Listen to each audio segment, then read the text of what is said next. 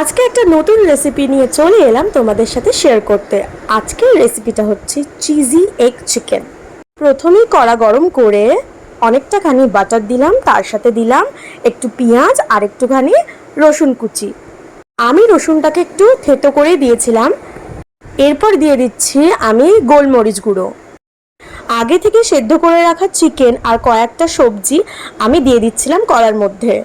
চিকেনগুলোকে হাত দিয়ে স্ট্রেট করতে হবে আর ভেজিটেবলগুলো একটু ছোট ছোট সাইজে কাটতে হবে। গাজর, বিনস, ক্যাপসিকাম এই কটাই দিয়েছিলাম, ব্রোকলিও দিতে পারো যদি থাকে। এরপর ওপর দিয়ে ছড়িয়ে দিচ্ছিলাম অরিগ্যানো আর চিলি ফ্লেক্স। অরিগ্যানোটা একটু বেশি পরিমাণেই দিতে হবে। ভালো করে মিক্স করার পর দিয়ে দিচ্ছি দুধ।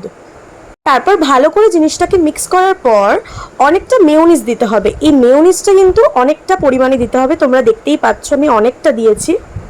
এরপর দিয়ে দিচ্ছি স্বাদ মতো নুন।